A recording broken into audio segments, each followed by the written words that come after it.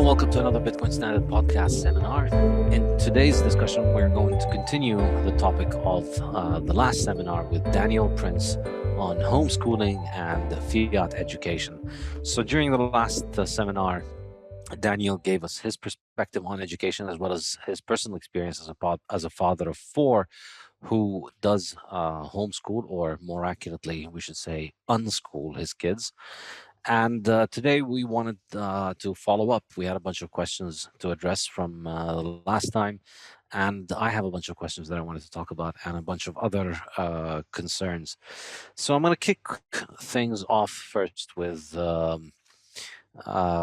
one perspective on it, which is generally the opposition that you hear to homeschooling is that, well, if somebody's not putting their kids in school, then they don't care about their kids and they're not concerned about them learning the essential skills of modern life, and they're not concerned about them fitting into society and integrating. You're essentially having kids so that you can give the world sociopaths. But I think I think it's becoming clear now, as the internet is allowing more people to get in touch with people that are different from the same 28 people they went to high school with. It's becoming easy to see that not all unschoolers are like that. But I think there is another kind of unfair stereotype and criticism we can come up with. So I'm going to be insufferable here, Daniel, and give you my best shot at knocking what you're doing down. So I hope you can take it. But isn't this isn't this a luxury that very rich parents can afford to give their children?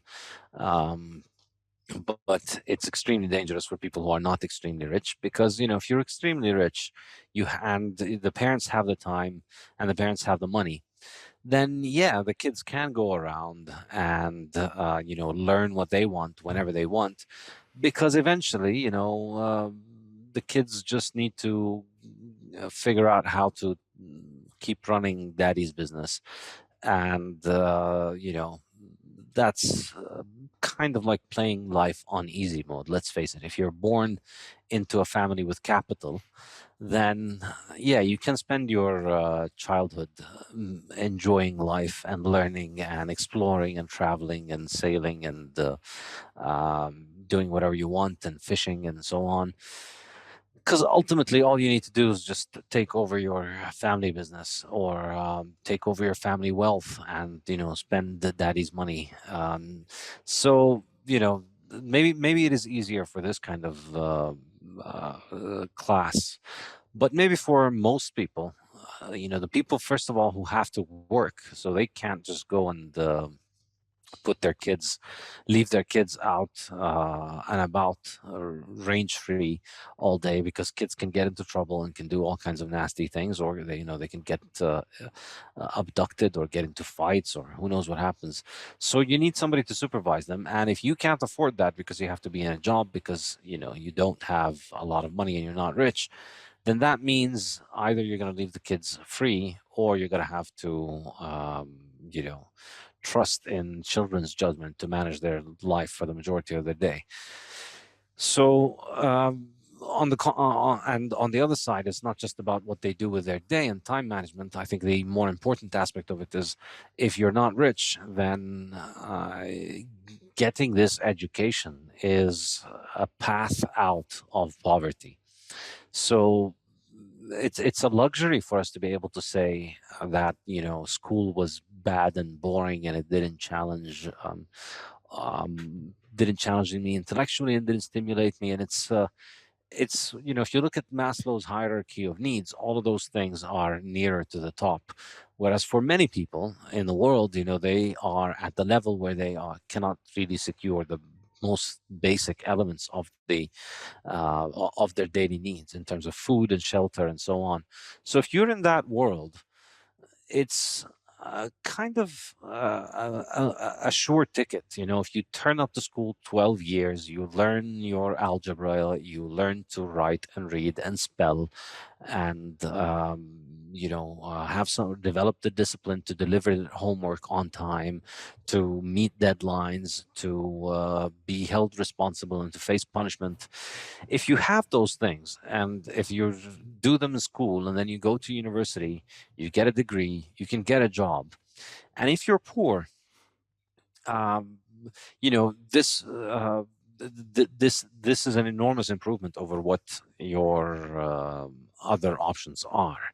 So it's maybe a luxury that people like you can look at this and say, well, you're going from one box in a school to a box in a university, and then you're going to a cubicle in an office, and you're getting instructed and you're getting shouted at. And yeah, sure, it sucks when you've tried more fun ways of living. But for many people, this is an enormous improvement over the alternative, which is, maybe slave away at a sweatshop, or, go join a gang, or get into crime or prostitution or so on. For many people, these are the options. You go to school, you go to work all day, you slave away, you send your kids to a good school, they do what they have to do, they learn their lessons, and then they get the job and they get a life where they get a better job than you had, and then they get a better life, a better house, a better existence. Do you think maybe this is an elitist thing that is perhaps good for rich people, but pretty dangerous to be marketing as a solution for everybody? What do you think? Yeah, it's a very good summation. And of course, obviously, in very poor countries, situations where illiteracy is going to be high, the focus on education does need to be there. Whether that is, I mean, helicoptering in, all of the foreign aid that we give out to different countries to build schools and whatever else, is that actually going to the right places, and is that having the desired effect for these kids that get exposure to education? We certainly hope so. But then on the other end of the scale, like you were saying, like the rich kids that are just going to end up running mummies and daddies' companies. Um, what you'll find with uh, there's actually a good study done by I'll give this to Peter as well afterwards. It's called "The Hole in the Wall Project and the Power of Self-Organized Learning" by Sugat Mitra, and he conducted this in 1999 in New Delhi, and it was located in an expansive slum just outside of their offices, with desperately poor people who were struggling to survive. And what they did is they sunk a computer into the opening of a wall near their office, and the screen was visible from the street, and the PC was available to anyone who passed by. Now, what happened was pretty astonishing, as he goes on to tell. Children came running out of the nearest slum and glued themselves to the computer. They couldn't get enough. They began to click and explore. They began to learn how to use this strange thing. A few hours later, a visibly surprised Vivek said the children were actually surfing the web. This also is on this link, which I'll provide Peter. There's a video of them doing this.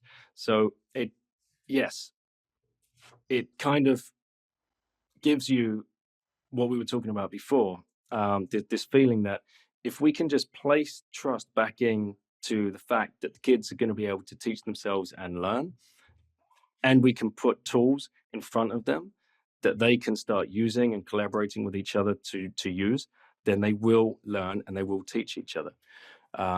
But like, I understand, I understand exactly what you're saying. Is this a privileged lifestyle to be able to make this choice to not use to choose to not use the education system? Yes, I'm in a privileged position, I suppose, that I don't have to be in an office anymore for 11 hours a day. My wife doesn't need to work. We've managed to escape that Fiat 9 to 5 existence, but most people haven't. Most people are, both parents are working, so they need that aspect of daycare. They have no choice.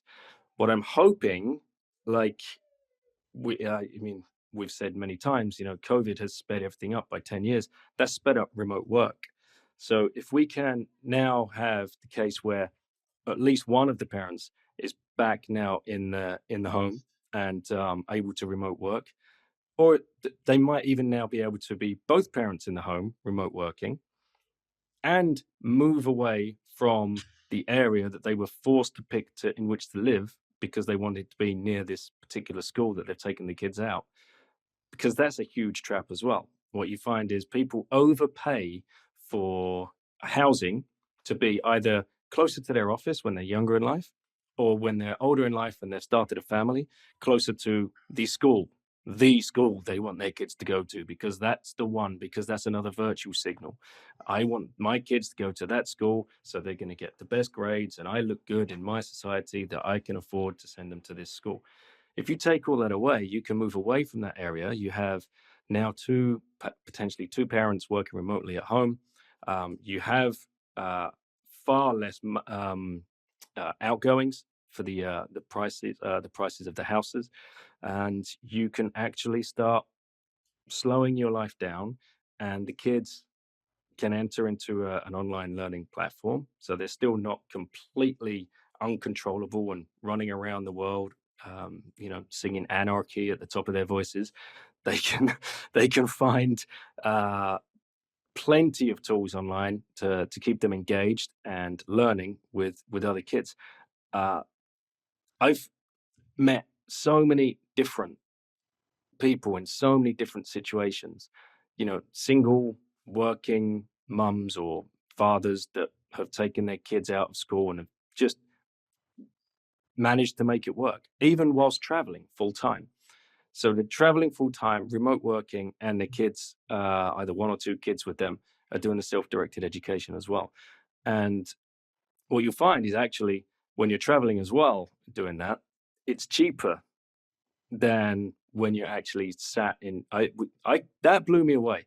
We we traveled for 2.5 years, and that was cheaper month to month than we were just sitting still and just living life to life, day to day. Excuse me. So yeah, I don't know. Is there any particular point in your opening question that you want me to go back to and kind of press? I gotta say, I agree with you. I'm going to try and play devil's advocate a little bit more, but I can't hide my agreement on this last point, which is that I think most people, if they really thought about it, uh, at least one of the parents' work is probably not worth all of the extra expenses that you have to give for the child. I think if you, because the higher the income that you make, then the better the things that you have to get your kids are. So it's not like this is something that can be resolved when you get this much money, because the more money you get, the more money you're going to want to spend on your kids' education and on on your kids nannying and on your kids activities and all the things that you can't give them because you're not there. So the more you earn, the more you spend on that stuff. And I think a lot of people report the idea that actually we're far better off giving up some of our income, whether it's by one of the parents not working or both parents reducing their work hours and spending more time at home, and then not having to deal with all of the bullshit that comes with school. Because, in many cases, it depends on where you are in the world. In many cases, free, well, in no cases really is free education good. And if it's good, then you're paying for it one way or the other. So, for instance, in the US, you can get into a good free school, but you're paying the tuition out of your property taxes, and out of the price of your house. So it ends up essentially in the U.S. The inefficiency is, instead of giving the money to the good schools, you give the money to the counties that run them. So there's an extra layer which complicates accountability. But there's also a ton of waste. There's an enormous amount of waste in schooling because it is an area in which governments have spent a lot of money. There's an enormous amount of waste. And so if you actually want the high quality stuff, if you want your kid to be in a small classroom, with interesting, intelligent, captivating, engaging, inspiring teachers, in most places in the world, you have to pay an arm and a leg for that. It's quite incredible actually how high these prices are. And so, yeah, if you wanted to send them to these top schools, then two salaries are going to be barely enough for most people. But if you think about it, if you snap out of the need to have the marquee name, they graduated from the school, and you think about what it is that they get from that experience, you can provide them that at a fraction of the cost, while giving up some of your income. And I think you'll come out ahead of it, in terms of just basic finances. Obviously, this isn't true for everybody, but I think I'm just trying to make the point that I think a lot of people get stuck into this hamster wheel of, we need to pay the tuition for the school, and therefore we need to get the job that we hate, and we need to spend all day away from the kids. And they don't see how all of these problems solve each other, basically, if you focus on the one commodity that matters the most to your own life, which is your time. You only Mhm. have your time in this world. You're born, you're given a bunch of time. You're born with nothing. You're given a bunch of time, and then you die. And when your time's up, and that's it, and you take nothing away from you. Your whole life is time. And so people, I think, get fixated on the material aspects of life, ignoring their own time. So it's like life is a game where you're just trying to collect more coins, and that's not what life is. It's not Super Mario. There's no there's no trophy for picking up the most number of coins at the end. It's to borrow a cliche, it's about the journey, because really the journey is all that you have. At the end of the day, there's no trophy you get to take away with you. You have the life, and you need to live it. And you're only going to be a parent of kids once in your life, and that's really, I think, the thing that people miss. Like you're only going to have this experience once. If you're not going to dedicate time to it, to experience it, to enjoy it, to watch your kids grow, you're going to be regretting it for the rest of your life, most likely. And the toys and the money that you have are not going to make much of a difference. So I think um, the financial aspect of it is probably underrated, because I think the maybe the flawed premise in my question is the fact that ultimately, what the if the kids have a parent that can work for them, then that parent could also give them time. If they can work, they can also give them time, and that is probably more valuable for the kids, I would say. But I guess, 100%. Yeah, like yeah, yeah, that's a great point because we're at this stage now where young couples are deciding to have kids. They're both working. They both have highly professional jobs, and they both have that sunk cost of probably the college degree and 4 or 5 years into that career, and they might have already made one or two promotions. Baby comes along. You have maybe it depends what country you live in. Maybe you get a month paternity leave. Some countries more lenient. You might get 6 months. After that, you are handing the baby over to some kind of daycare or nanny, or it's going to some kind of center. It's so sad. It's dystopian. It really is to think that you would give a baby that young. I mean, you must. This must hit home with you. You've got two very young kids around you, and could you imagine giving them up every day for 5 days to go and work in a Fiat job for 9 to 5? You and your wife gone. I mean, the trauma that that baby would suffer, but people are doing it because they've been forced into this corner. We all know why. What the fuck happened in 1971. That the only way that they feel that they can survive is by running on this treadmill, and they think that they're doing the right thing for their kid because they're chasing the tokens and they're not focusing on the time. All the child wants is to be spending time with their parents. It's that natural. It's a primal instinct. it's absolutely amazing. It's so accurate. I think you have to have been a parent and have to have focused on this one aspect of things to just see how remarkable it is, how kids really want your time and attention. And as young as they are, they always are able to detect when you have given them your time and attention. And I know I've noticed this because I'd be on Twitter sometimes, so I'd get them to do something, and as they get distracted, I sneak onto my Twitter and I start twittering, and immediately they feel the disengagement and they get agitated. Whereas when I put the phone away, and even though I try and be smart about it, I'll sit like behind her so that she doesn't quite see me on the phone, and she just thinks I'm standing over her. But immediately they feel the attention. It's almost supernatural. It probably is supernatural. They feel that you're giving them your attention, and they feel secure and happy when you give that. And then when you're not, and when you're distracted, there's just no way to compensate for it. And I think a lot of parenting is just compensating for the fact that you're not able to give your child time and attention. And the obvious way you do that is two things. Both I think are terrible, but one is absolutely horrific. The first is you buy them things. So you buy stupid plastic shit that they don't need, and you think, give them more shiny toys and they'll love me. But the second, which is the worst and the far more pervasive, is you give them sweets. This is like the parenting substitute that is just, in my mind, it's cruel. It's child abuse. Like if you feed your children those things and you just let them have them at all times, you think you're being nice to the child. It's a child. It doesn't know what's good for it. It has no idea what's waiting for it 30 years down the line of heavy candy abuse. And because they're being encouraged to take all the candy that they want in as early as age 3.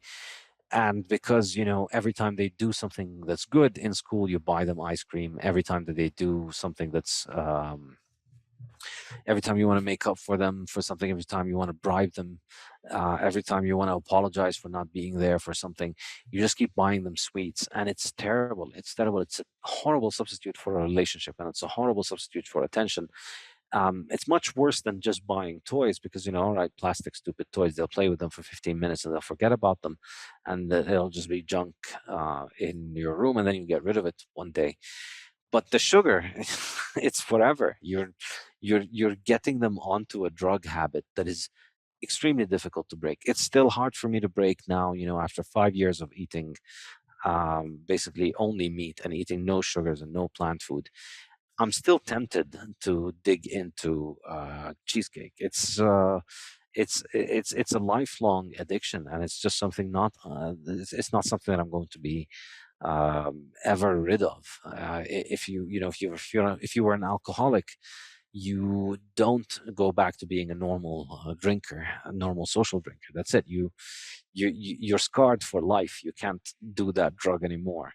And this is what sugar really does. And if you recover from that nutritional damage, you need to constantly have a very, very, very careful relationship with sweets. You can't go back to having a normal relationship, and getting them started on it very young is just absolutely terrible. And I think that the obverse of this, which most people don't realize, is that if you just give them time and attention, you really don't need money. You don't need anything. Kids are so easy to amuse. They've only been on this earth for a couple of years. They have not seen the vast majority of mundane shit that you have seen all of your life. And so you can just make an entire afternoon out of just showing them a bridge, they'll it's an adventure on its own. You don't they can learn and they can enjoy themselves and they'll have a good time, and it won't even cost serious money. This is, I think, what people miss about it. Um, I think for the first 3 years of their life or so, I think every day must be walking around like they're on a new LSD trip. Every time they wake up from a nap, right? Imagine, like, just truly imagine. Like, imagine, yeah, like, you take your daughter for a trip in the car. She wakes up, or your son's the youngest. He falls asleep in the car and he wakes up in a completely new location. Like, perhaps you've gone to a forest or something for a walk. And like, the fuck is this? Like, what? It must be so damn weird. But you're there, and your wife is there, and a sibling is there, and that's the safety, and that's the connection. That's just so powerful, and we've had such a breakdown in the family because of these expected social norms and constructs that have built up around us. It's like, no, the only thing you can do for your child is to send them to the best school. And my God, they even have in the US, they even have pre-kindergarten now, right? Which I think would qualify you for kindergarten, which then qualifies you for the primary school. It's so unbelievable. It's beyond dystopian. If somebody made some kind of like Handmaid's Tale movie about it, TV series, based on like the kind of stuff that we're talking about, and the um the treatment of kids, and just forcing them through, mate. Oh, do you want to get me going on school uniforms? Yeah, go ahead. Holy shit! Right. Imagine like this would be a good scene in said TV series. Right? Imagine like people show up at your door in suits with clipboards, and they introduce themselves as bureaucrat A and B, and they say, "Mr. Amus, we have it on good authority that you have a daughter in this house that's going to be turning 5 years of age this year. Is that correct? Yes. Okay. All right. Well, then she's going to have to wear this and come with us." That's about as dystopian as it gets. But that's what people are willingly doing. And then every September, all the mums on Facebook are taking little pictures of little Johnny and little Jane in their matching school uniforms with their 30-kilo rucksacks on, full of God knows what, and sending them off out the door. And the state will teach them now. Yeah, it's ridiculous. I think this brings me to another point that I wanted to get to, which is the uniformism, the not just in school, but in terms of thinking. And here, I think it's beyond just the usual platitudes that they teach you in school about, which ironically they do teach you, about being an individual and thinking for yourself and all that stuff as you recite all the things that It's amazing. get you the right answers. Beyond these kind of feel good mottos, I just thinking about it in economic terms, the expected returns on knowing something that nobody else knows are really high. So if you're the only plumber in a town, that's a very good gig. It's much better than being the 20th plumber in the same town. If you had the town of 1,000 people with only one plumber, you're going to have a lot of good business going because you're extremely valuable. People really, really need you. If there's 20 plumbers, the service of a plumber are going to likely be cheaper.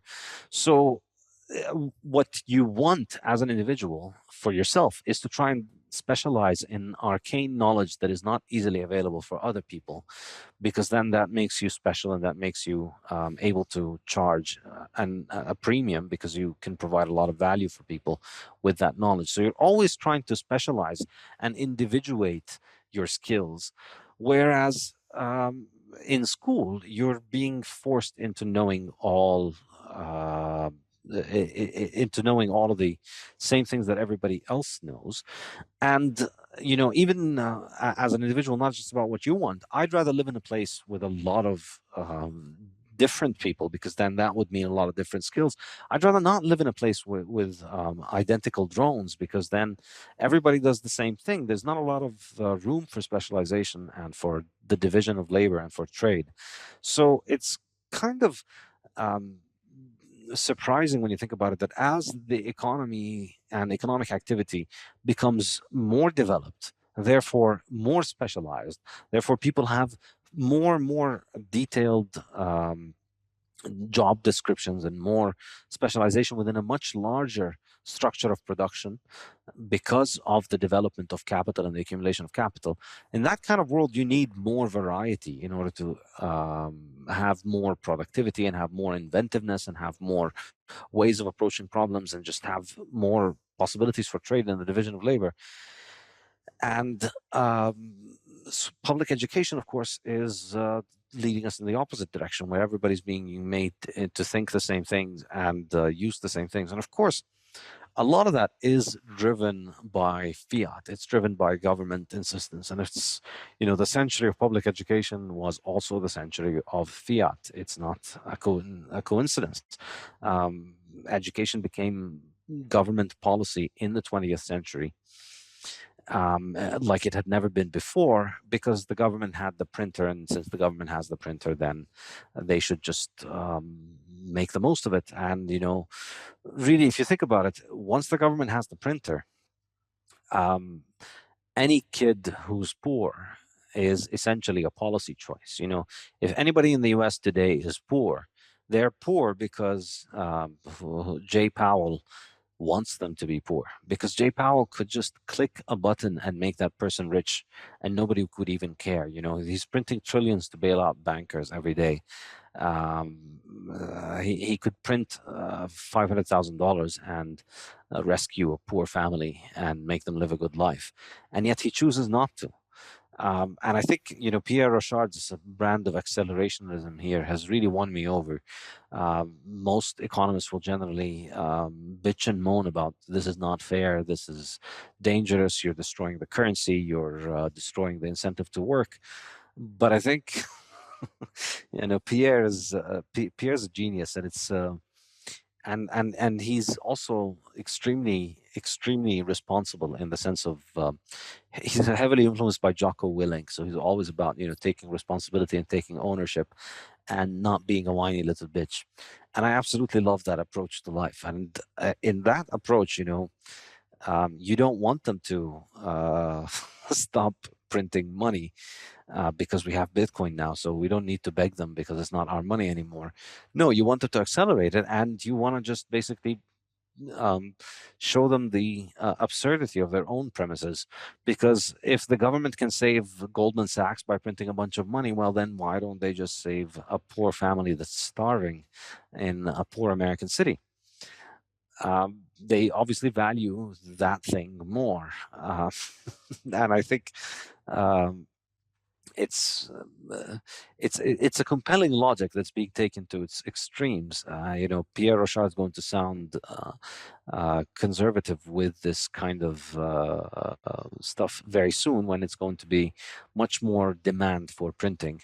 But yeah, I think it's the money printing is heavily implicated in this.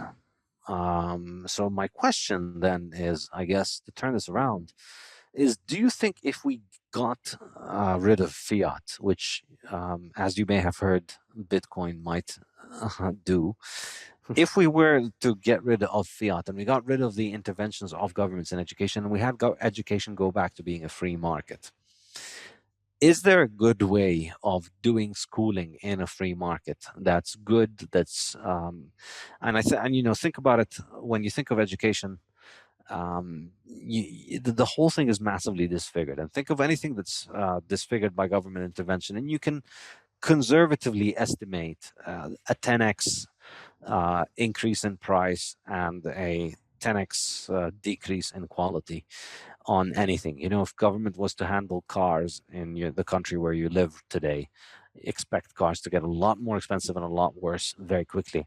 So apply the same standard to education. Education will get a lot cheaper and it'll get a lot better. Teachers will be responsible. There'll be market competition. Things will improve massively.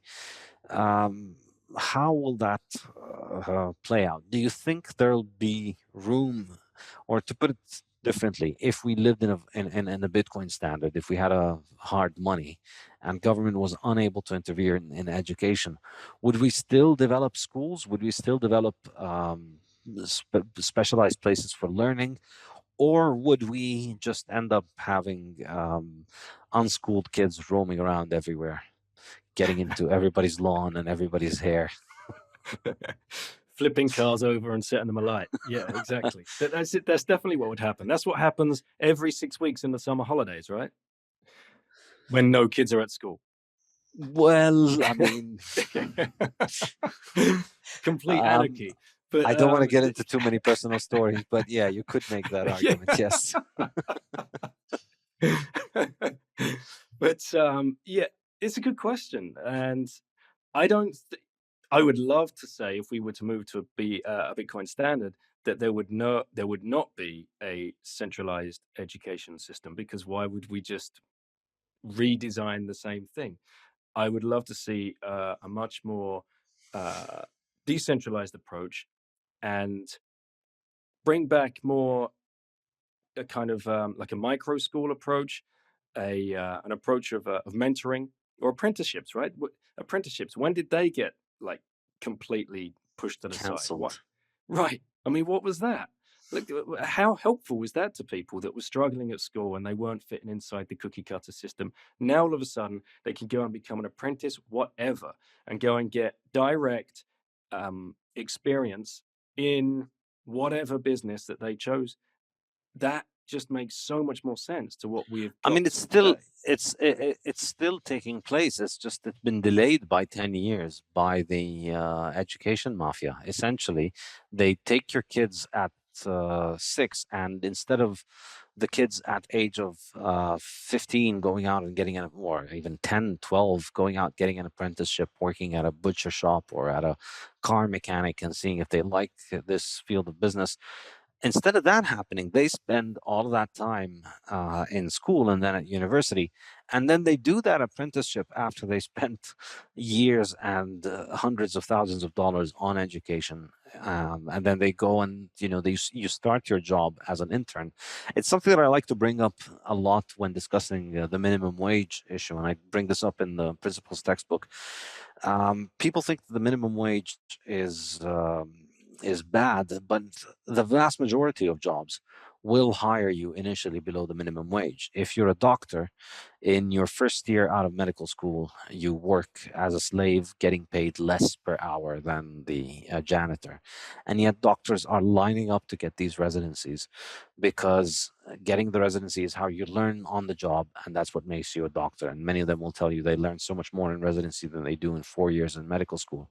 So they fall over themselves trying to get into these very scantily paid slavery level jobs in those hospitals because the compensation is not in the money that you spent. It's in sorry, it's not the money that you get paid during that year.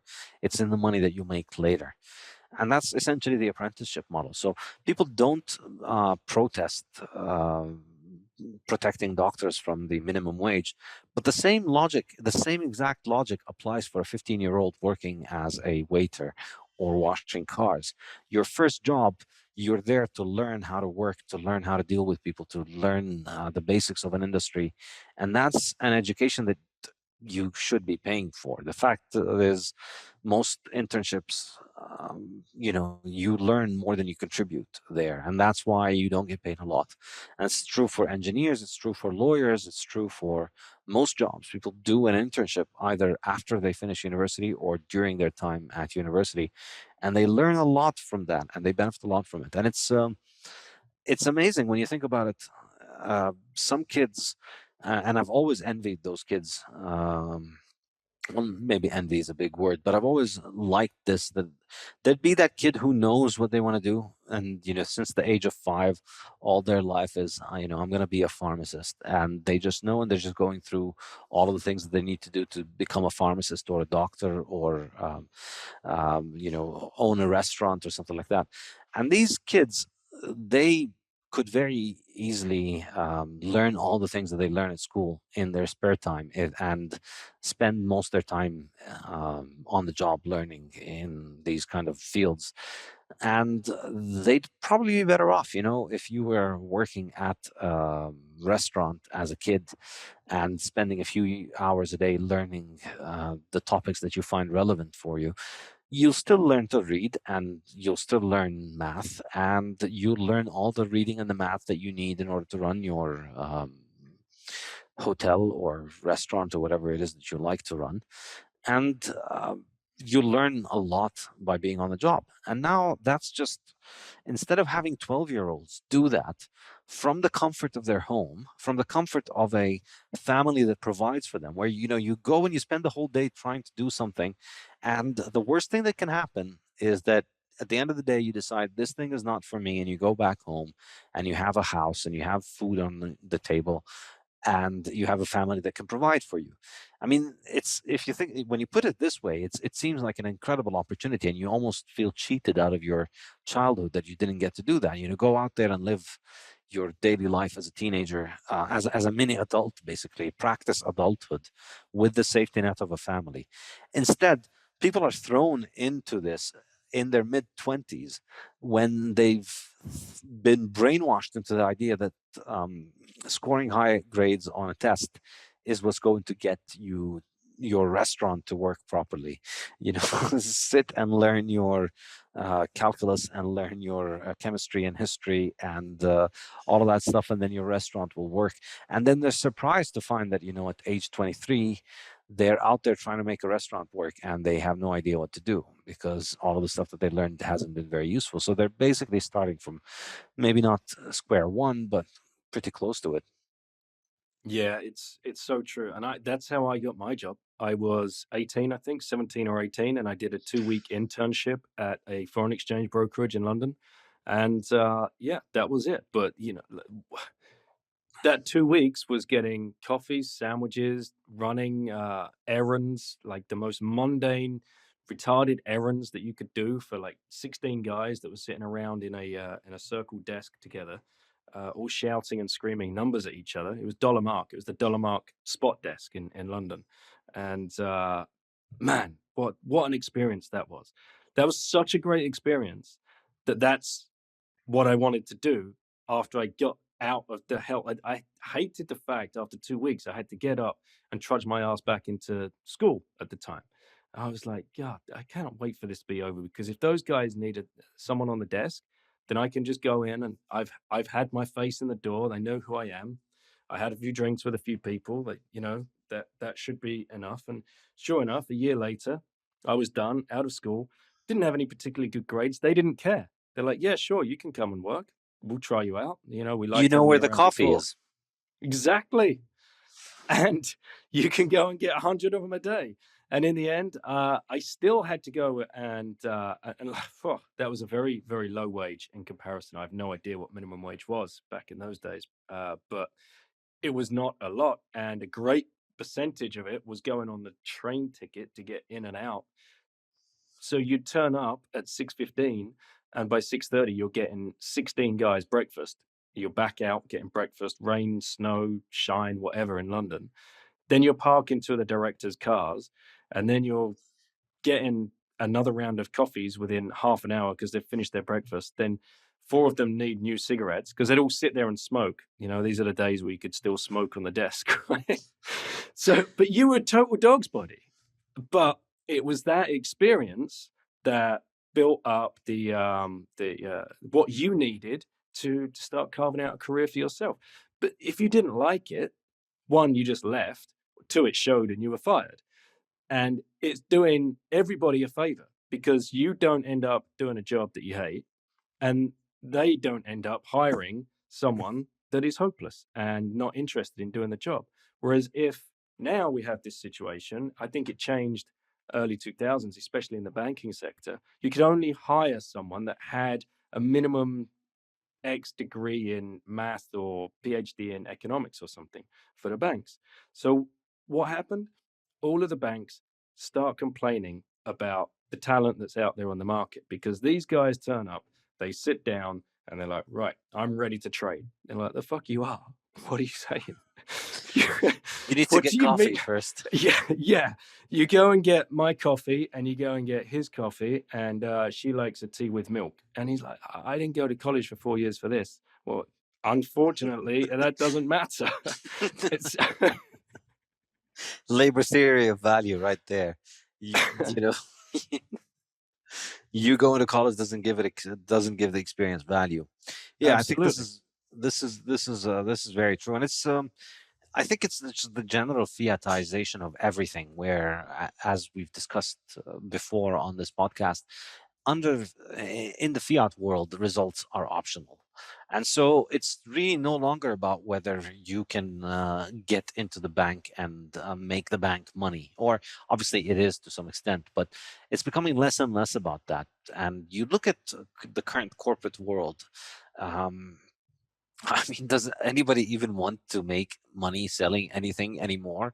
It's like all of these corporations are just out there to regurgitate a bunch of bullshit about virtue signaling nonsense about, the evils of carbon dioxide destroying the planet and whipping themselves and self-flagellating themselves over racism and gender and all kinds of other stuff that is completely unrelated to the line of business in which they're supposed to be. But uh, the reality is, the vast majority of corporations today, they don't live to satisfy their customers. They live to satisfy their banker. They live to satisfy their central banker. They live in order to play the politically correct games, close your business when there's COVID, and uh, borrow from the bank at low rates. That um, it's the socialization of industry that is allowing so much of economic production today to just be fake.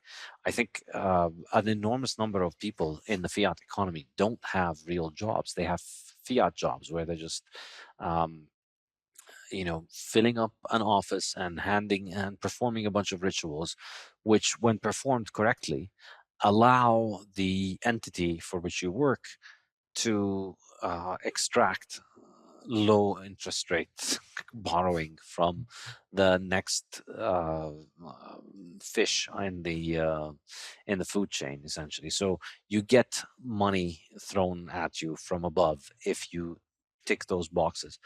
And the more politicized markets become, the more significant this becomes, and the less significant the politics, the less significant economic production becomes. I think an enormous number of companies wouldn't exist if it was about their business. You think about something like IBM. What the hell does IBM even do anymore, other than just take low interest rate credit and then invest in a million different things all over the world, and then make patents from them, and then have a team of lawyers go around the world sue people for doing anything from those patents? But there's, I mean, it's not a business. It's more like it's more like a mafia, where they're just using their connections to get the money, and then they buy up all of their competitors. They buy up anybody who's doing anything related to anything that they can do, because they can get lower interest rate payments, and so they can sit out as all of their competitors. Anytime they have a bad quarter, they can sit. IBM has lower interest rates, and they can stick around. They can buy them. They have more money. But you compare it to what a business should actually be like, with an idea, a mission, and a leader, and a CEO who's working on doing. We want to give people cheap shoes. We want to give people a reliable car. We want to give people a computer that works. And for most of the, well, not most, but for a lot of these businesses, the, this isn't the reality anymore. The CEO is changed every 18 months, and he's essentially there to run a bunch of financial engineering wizardry so that he can do interest rate arbitrage better. And the operational side of the business is almost it's almost like a front to the business. It's almost like you know uh, you're trying to rob a bank, and the way that you rob a bank is that you rent out the store next door to the bank and pretend that you're running a business there. Where you're selling cookies, and you're selling the cookies, and you don't care if you make money from the cookies. What matters is that every night after everybody's gone, you can dig under your shop and into the bank next door. I got this from a Woody Allen movie, by the way, a time ago. But this is what, like, most fiat businesses are. This is a long tangent, but all of it goes back to education. And I think this is kind of why education is becoming so completely unhinged from reality, whether it's at the university level or school level. It doesn't even matter with the questions, whether the questions are right or wrong. It doesn't even matter. What matters is that you follow the instructions and tick the boxes, because that's what your job is going to be. Your job's not going to involve delivering good quality shoes at low cost to people who need them. Your job's going to involve ticking boxes and getting fiat financing. So it's like applying for that crime family that's digging under the bakery into the bank. If you wanted to join them, your cookie baking skills are irrelevant. They don't care. How good are you at digging into the bank? That's what we really need.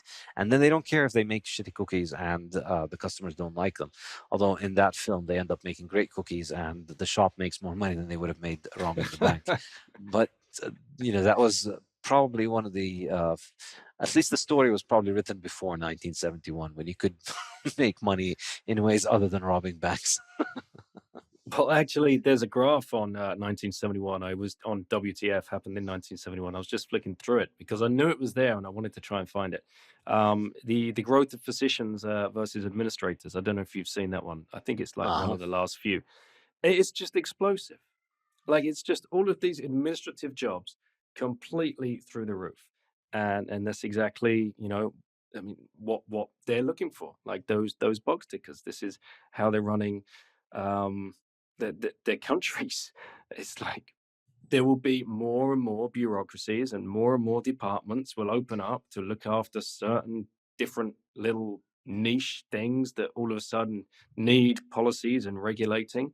And to do that, we need to staff an office of 50 people. It's just like complete madness. And who fits the bill the best? This is the best thing. Who are the best people for those jobs? Well, this comes back to standardized testing that you were talking about before. Those people that got the A stars and the A's are the best because they excel at being average, because that is all school is testing for. Who is the best across the average? And so they end up being picked out for the administrative jobs because they know that they have been conditioned. Have you ever watched John Taylor Gatto's Six Purposes of Schooling? I don't think I've watched it, but I've read some of Gatto's work. Yeah. Right. So this is like mad. He that there was a guy called Alexander Ingles who wrote a book back in 1917 or 18, and Gatto tried to track this book down. It took him 2 years to get to this book, and he finally found it in some back cupboard, dusty enclave of Harvard after many phone calls and being turned down by Harvard to even entertain the idea of him finding and getting his hands on this book. Someone called him back out of the blue and he managed to get it. And he said it's the most boring book he's ever read in his life. And it's massive and it's tiny, tiny print. But then he got to chapter 10, the 6 important functions of secondary education. And this is like the Bible of the purposes of schooling. So, actually, no, the book is called The Principles of Secondary Education. The Principles. And there are 6, chapter 10. The first one is adjustive function. So, to establish fixed habits of reaction to authority. Bam, number 1. Wow. I mean, just jaw dropping. Number 2, integrating function. To create conformity. And how do they create conformity? They've got everybody moving together, sitting down together at the same time, move on the bell, looking the same, coming back to school uniforms, right? Just conform. Just conform. Standing in your classes for assembly or whatever, because that's your group of 28 people, whatever. Number 3, directive. Diagnose your proper social role for life. So that's what they're doing. They're sorting you. It's the directive, right? Okay, you're going to be good at this. You're not good at this. And they start sorting you very, very early. Number 4, differentiating function. So to do that, to build on number 3, the differentiating function is to split the students into higher and lower classes. So you have the more affluent and more kind of clever, I would say, intelligent in higher sets or classes than you would the not so clever or the people that can't sit still or those that just aren't interested and bored. They get completely separated, and you do that. In the UK they used a set system, so you'd have like set 1, 2, 3 down to 5. 5, selective function. Now this one's weird. I'll let you watch the clip because Gatto talks about how this is kind of like preservation of favored races. And this is set in place to prevent the poor from interacting with what would be seen as the better breeding stock. And that means putting humiliating labels on the poor of poor mind or poor in the views of the eyes of society.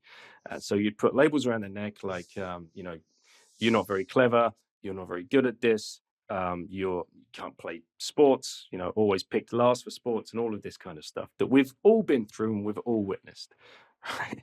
Number six is the propedeutic function, which is the grooming of those in higher classes to manage those in the lower classes.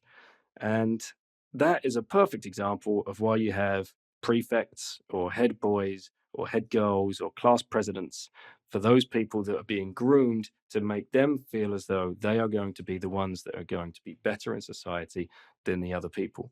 Now, this is all written out in that book from back in 1918. And it's certainly true today of a lot of Who these is the things going author? on. Alexander Ingles. Mhm. It's spelled Inglis, I believe, but pronounced Ingles. And this is he's not writing this critically. He's writing it, explaining it, right? Who, John Telegato or Alexander Ingles? Ingles. Ingles wrote the book, The Principles of Secondary Education. This is his guide map to what schools should be for. Yes, but I'm trying. Yeah, it's his guide by. Yeah, He's not criticizing this. This is not somebody trying no, to. Yeah, no.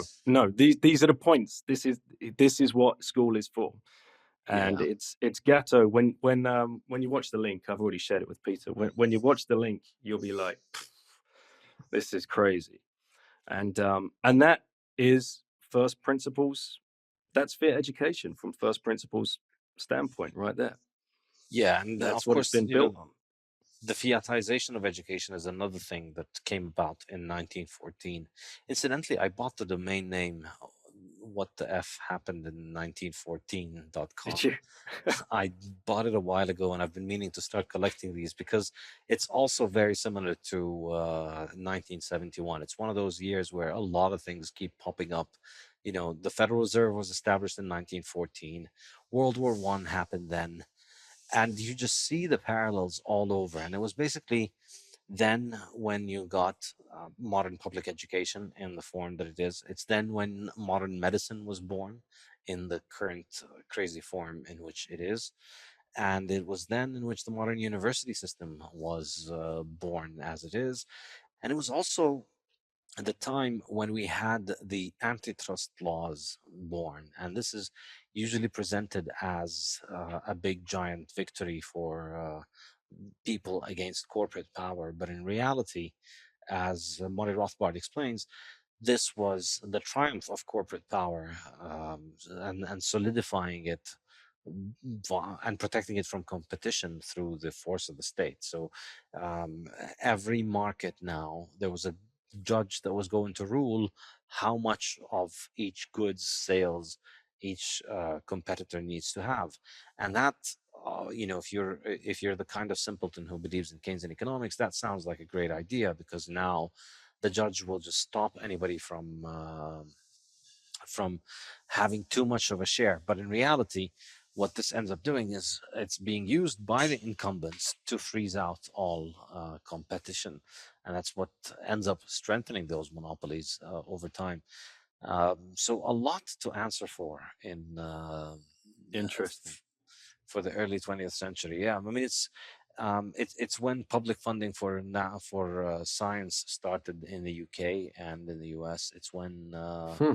well, in the US I think it was more after World War II, but so many of these things began to happen around that time, and it was just a lot of it was the rise of industrialization and men like Rockefeller. We've had an episode here that was a big giant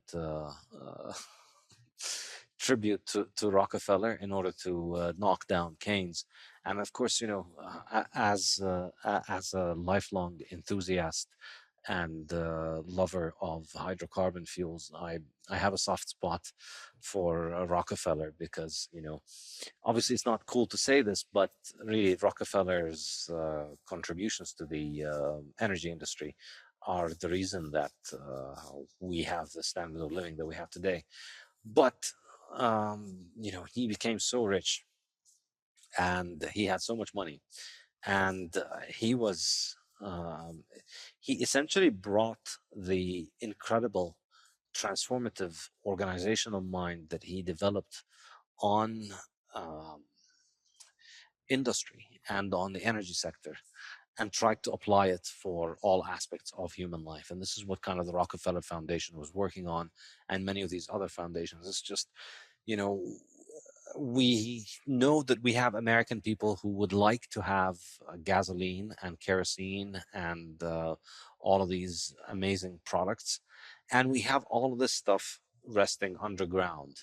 And we need to work out the logistical procedure of getting this oil from under the ground into people's car tanks and into their kerosene stoves and whatever.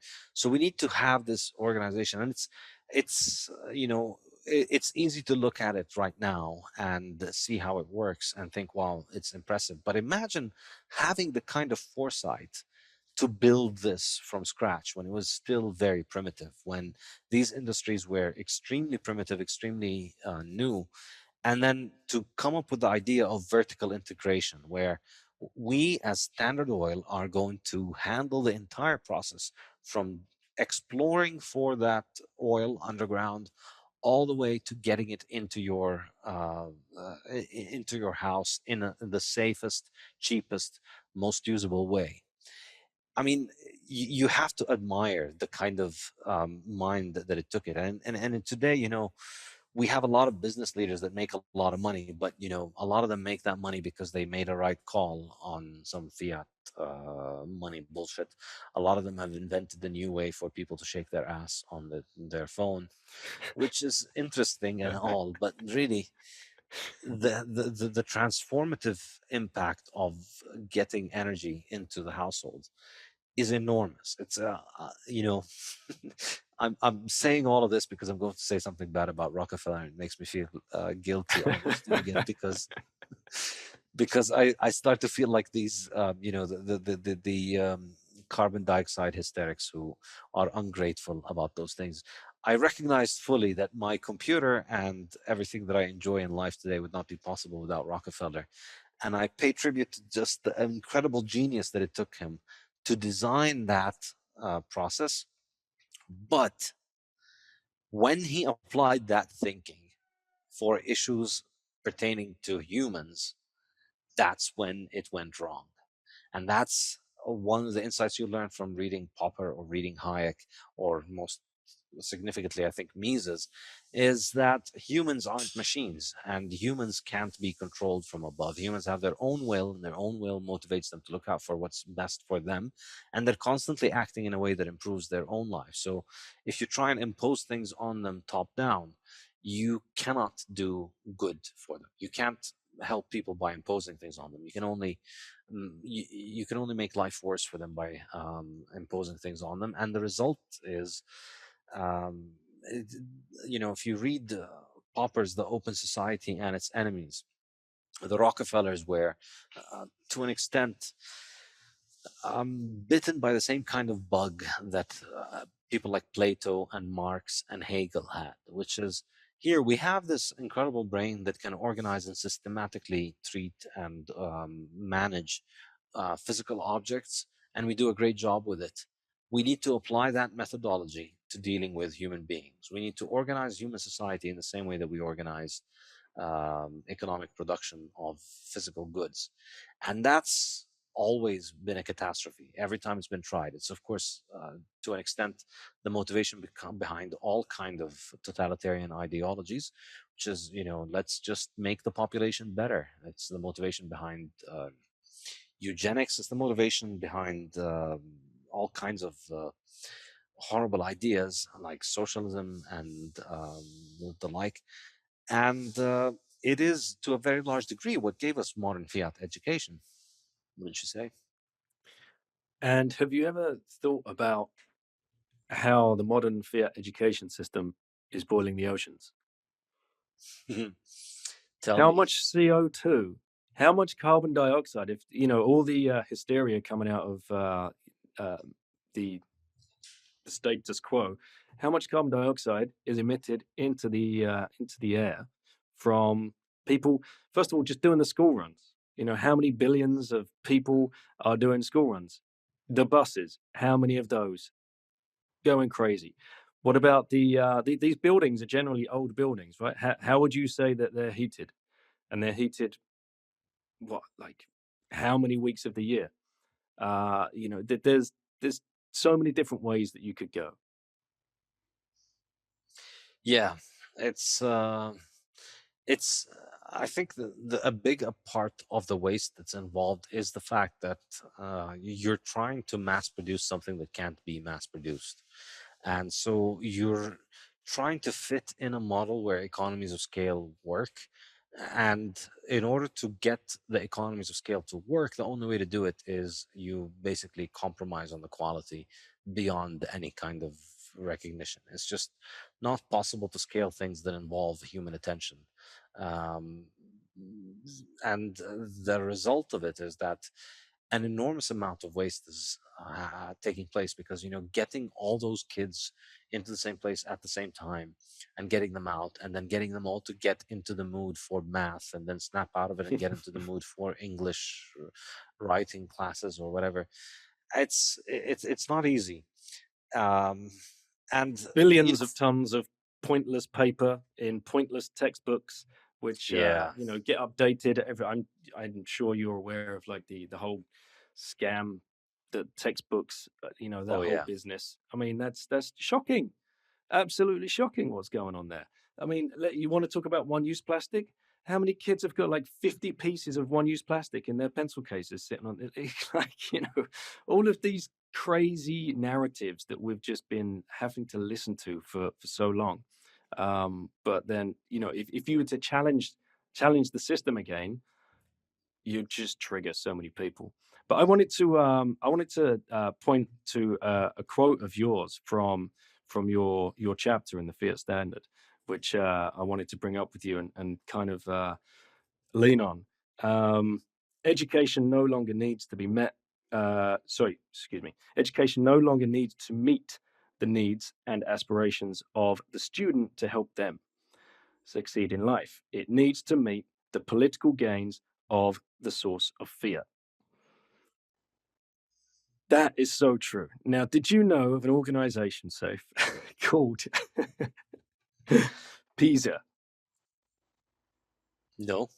Okay, this is the no, it's the PISA program. Actually, it's run by the OECD, and the PISA program is program for international student assessment. Right. So basically, the PISA program, countries they put forth their 15-year-olds ability in reading, science, and math. So obviously they take their 15-year-olds tests and submit them to the OECD, who run this league table of which countries are supposedly doing a better job with education than the other ones. So we've got a pretty clear incentive, right? For you know, what are they going to do? Well, the first thing they're going to do is try and pick the top students, and this happens every 3 years. So this is not a yearly thing. So every 3 years, well, this PISA assessment comes around this program. Next year is going to be one. So they take the results. So that cohort of 15-year-olds, whoever's next year, is just going to be whipped and whipped and whipped because they want the best results possible. But on the other end, which I find more distressing, is those students that are not deemed to be good enough or up to scratch, they get off-rolled. So they just disappear from the state school register. Now in the UK, it was apparently reported that 10,000 students had disappeared from the state school system to avoid having their results marked in the last PISA assessment.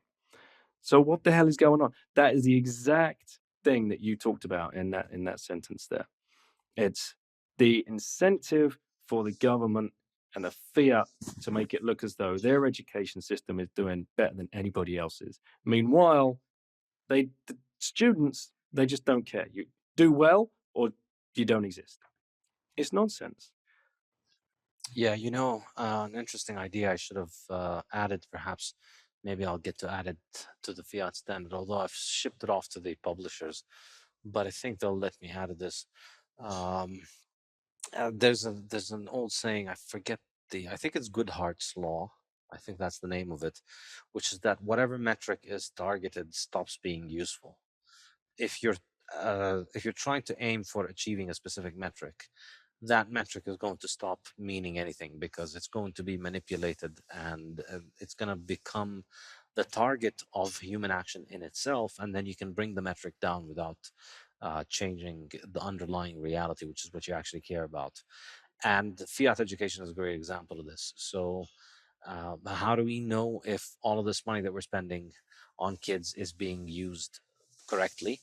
Well, we test them. All right, so then we test them. So how do we make a good test? How do we make a test that reflects things? So we come up with a test, and then the entire education process becomes about getting the right result on the test, not just the students for themselves, but also the students for the school to get its money. And so this is really, I think, what fiat does everywhere, and it's a long theme. It's a running theme in the fiat standard, in particular in the second section of the fiat standard, which is, let's apply this mental framework and see if it helps us understand the mess in which we find modern education, modern science, and modern nutrition, in particular, modern dietary recommendations and the food industry.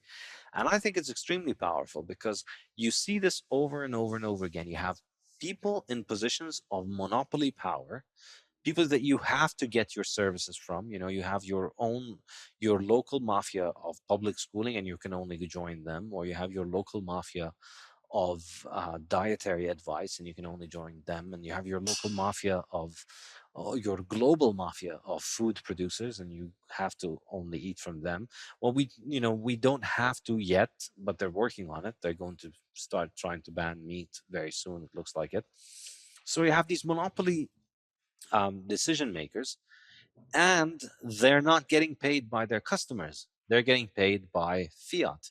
They're getting paid by the money printer, which is essentially devaluing everybody else. And the main impact it is having is that it is removing the feedback between the market and the participants in the market, and the providers, because now you don't have to please your customer anymore. You just have to please the people who are paying the fiat degrees, and you see this over and over and over again. And I think education is a perfect example of this. And one very fascinating story about this is, you look at the cost of public schooling education per student. If you measure how much money public schools spend, there's this great guy called Corey DeAngelis. I'm sure you must know him on Twitter. He's he's a freedom of choice in education advocate, and he brings up some incredible facts which you don't hear about often.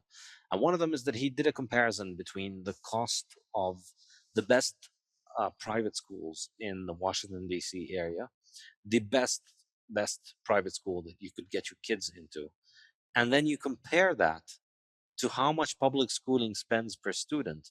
And actually, public schooling is more expensive per student.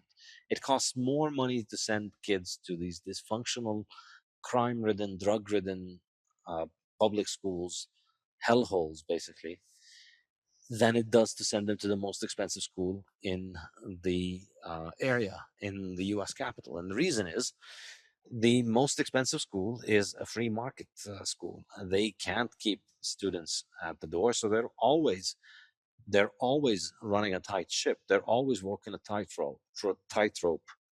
They're always having to optimize their performance. They're always having to cut the waste. They're always having to make sure they get their revenue in the door, whereas the public schools have none of that. And so, even with the crappiest buildings and the crappiest teachers and the crappiest supplies possible, they still manage to outspend the most prestigious and most expensive schools in the area. Yeah, it's nuts. Yeah, I follow Corey. Yeah, man, he's doing some great work. Yeah, it shocks me. Like you read through the replies under some of his tweets, and he all he's doing is dropping truth bombs, but it just triggers so many people because people are just, mate, they're just trapped in it. When you're trapped in a system, you'll never question it. It's classic Stockholm syndrome. And if you're the people most trapped in the system, of course, are the public school educators, who are the most ardent defenders of the system. And you'll see them answering Corey's Yep. tweets with their semi-literate answers, saying that no, we have to get the kids learning quickly, because otherwise, if the kids don't learn, then things are going to be bad. That's generally the kind of gist of their argument, and in their mind, it's it's the thing that you run into with all kinds of statist ideas, where if you oppose something being provided by the statist can only imagine that you oppose that thing existing at all. Like, you want to ban kids Right. from learning to read. This is Yep. what it means if you oppose public education. Um, but of course, what he makes clear, and I think we see this in many, many sectors, is that when you just do this, when you have free competition rather than monopoly, and when you have the consumers paying rather than fiat paying, then you end up with a much better outcome for the consumers ultimately. Yeah, absolutely. All right, who's got questions?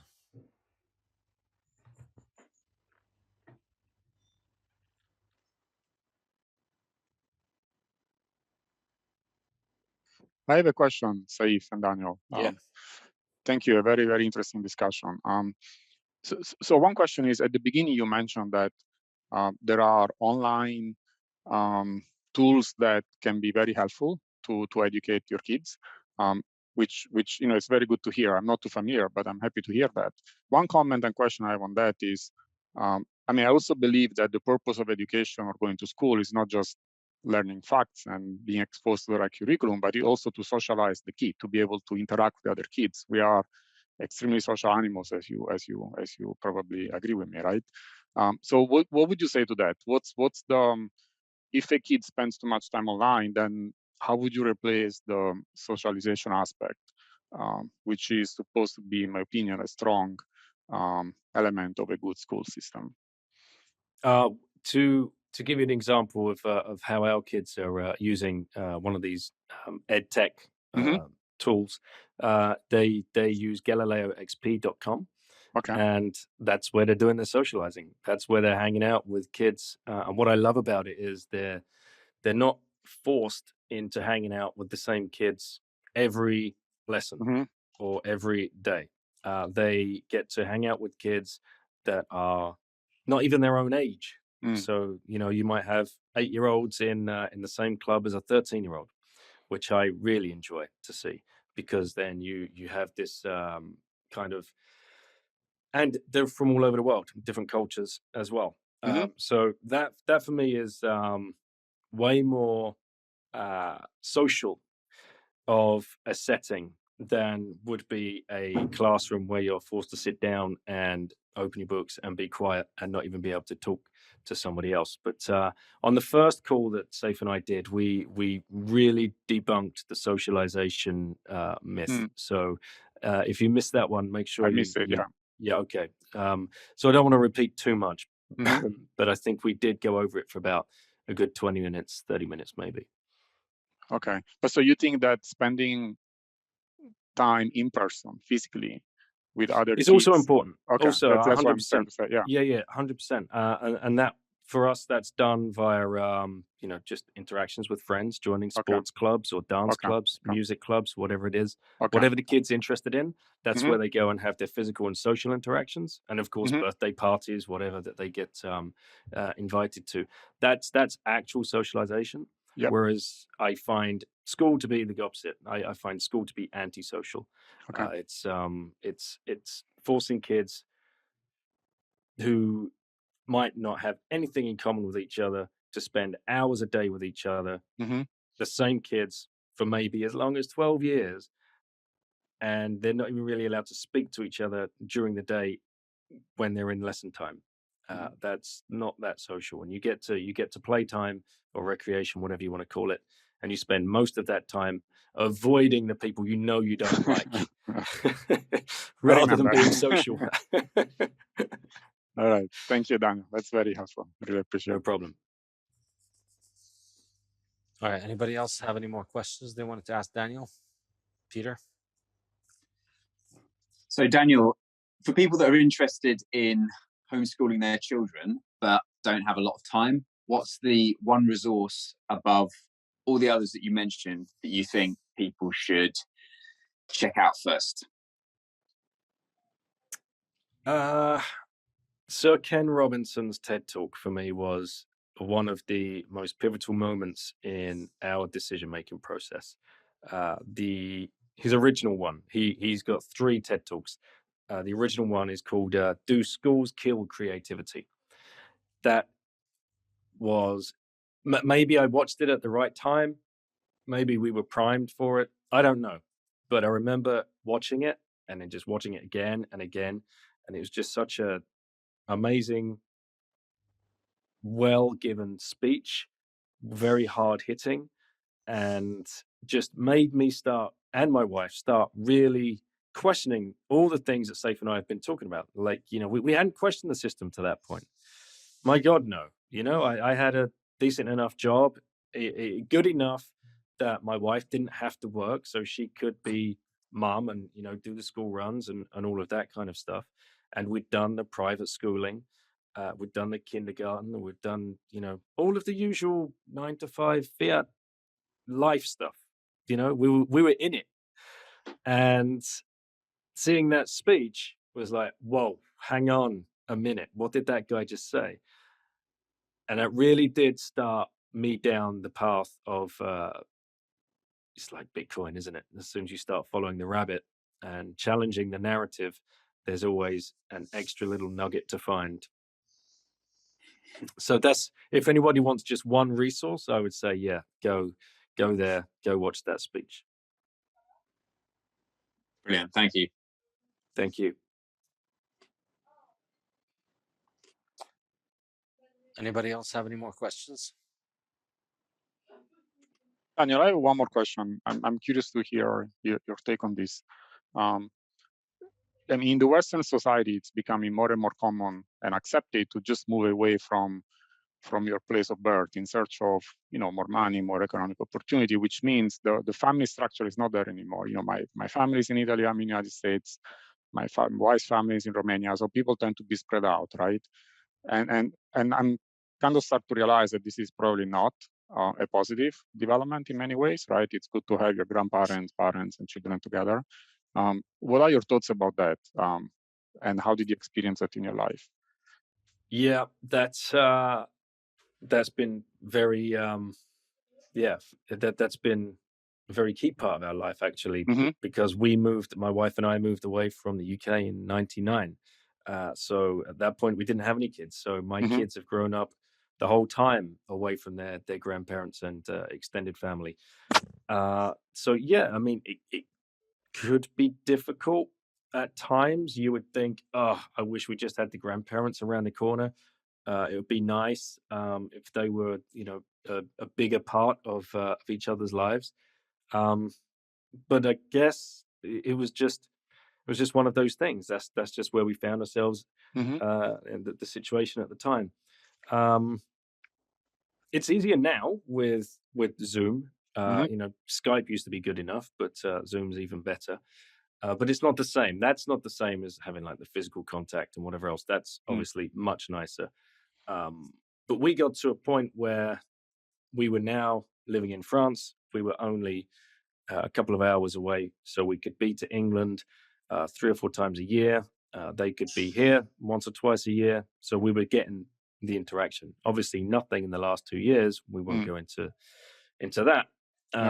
But yeah, it's definitely something worth considering if you depending on how tight your family is, Hmm.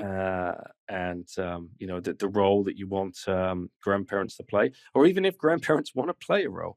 Hmm. This is one thing. Some grandparents are like, nah, done. I had my kids. I'm not gonna spend my time looking after yours, which has happened a lot in the UK because both parents are working Hmm. and they still can't afford the daycare. Nanny and granddad end up picking up the Sure. threads, and they end up looking after the kids 3 or 4 days a week, and it's like that causes even more familial problems. So it's I know there's no exact answer, Hmm. but yeah, I guess Okay. that's my thoughts. Thank you. Yeah, I think this is another aspect. I'm just going to start insufferably always referring everything to the Fiat standard from now on, and tell myself that it's actually marketing to justify it. Yeah, do But it. when I in the Fiat standard, in the chapter on Fiat life, the first chapter in that section is on time preference and how Fiat changes people's time preference because we can't save, and therefore we start discounting the future more. And I think one way in which this manifests is that the family loses its importance because we expect more and more that, first of all, we don't expect our savings to last. So the role of the family in providing and passing on savings is diminished. And therefore, that weakens the incentive for people to stick together. Why should you care for your father when he's not going to give you money? And on the other hand, um, the the essential function of the family is to take care of the family members when they're very young and very old, and that gets undermined because when they're young, the government is providing for them increasingly, and when they're old, the government is providing for them increasingly as well. So there's little incentive for kids to listen to their parents. There's little incentive for adults to provide for their for their elderly parents, and these bonds become weaker. And so, obviously, family is still important for a lot of people, but it's not as important as it was a couple of 100 years ago. Because back then it was literally life and death. If you didn't have a family, it was very hard to make it out in the world on your own. Yeah, life was very hard as it is before we had massive use of modern hydrocarbon energy. And before the Industrial Revolution, life was pretty hard for most people. You had to work all day, a lot of the time, in order to scrape together a living. So you had to have a family to do that. You had to have kids, and you had to have the kids around you when you got old, and everybody supported each other. It's far less important right now, um, partly, of course, because of the advancements of technology, but also, I think, partly because of the intervention of fiat in the system that makes it much more powerful. Makes the government much more powerful, and therefore weakens the family bonds. And this is kind of an evolutionary adaptive function of the state. The state will naturally grow to undermine the family, and will grow more when it undermines the family more, and so it's going to naturally be hostile to the family, and it will undermine it. And I think the undermining of the large family, of the extended family, is an enormous part of the problem of why kids need to go to school in the first place. If I don't come from a big family, but as I've grown older, I've gotten to really appreciate it. I think it would be. I think it's just people massively underestimate how much of an asset it is to have several siblings, and then to go on and have several kids, and to have several uncles and aunts on both sides.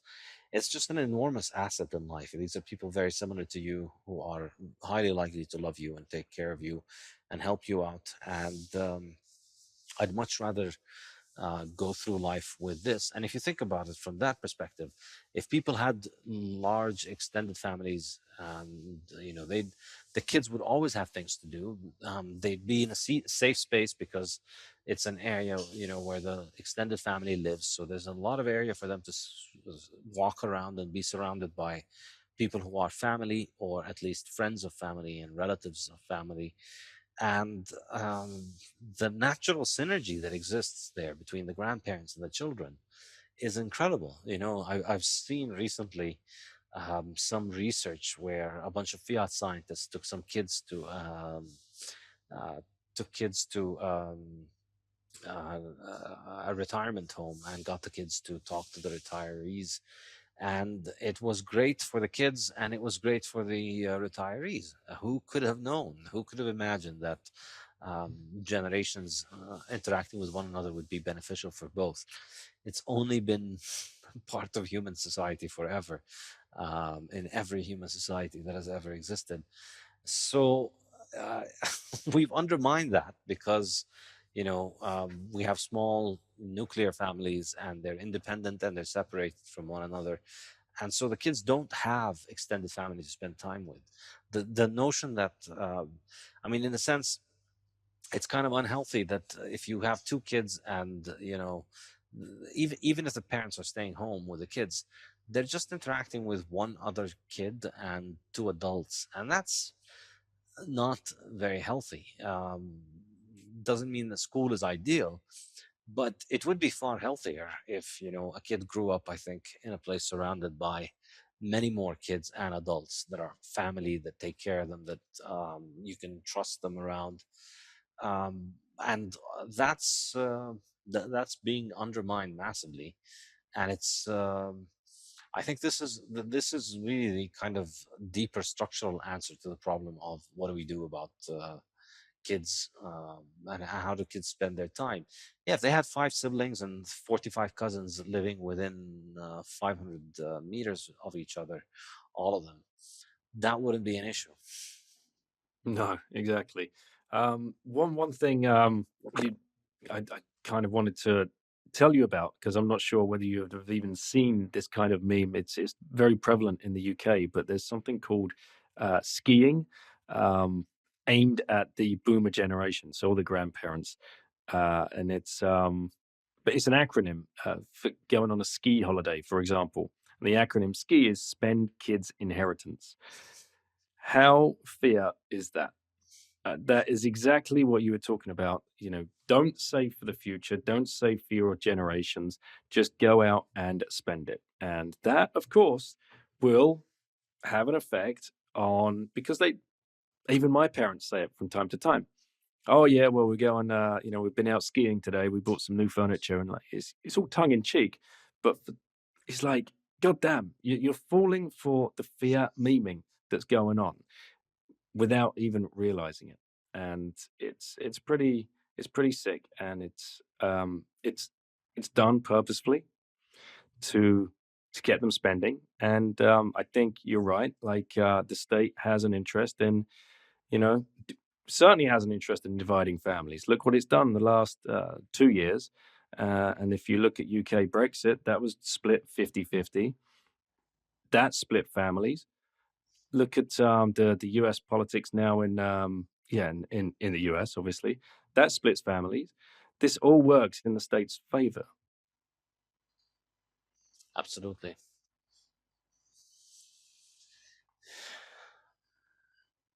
It's yeah, it is depressing.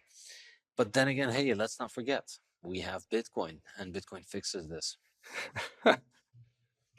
You beat me to it. Yes. It's amazing that whatever happens in the world, we can always end on this positive note because we know that Bitcoin fixes it all.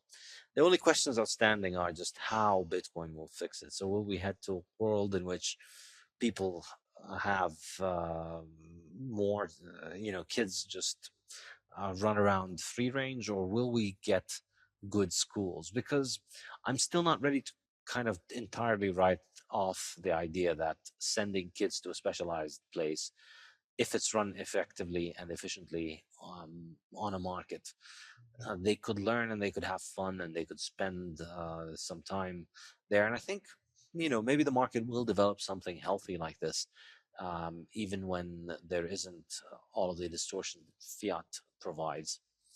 Yeah. But whatever it does, we know that Bitcoin will fix it. Sure. I mean, more schools like the Sudbury Valley style kind of school, I think, would be a great place to start, where kids have the choice. You have that specialized place, you have adults there that are going to supervise and are going to help and are going to mentor, but there's no compulsion. It's not compulsory for the kids to turn up every day and follow the same thing.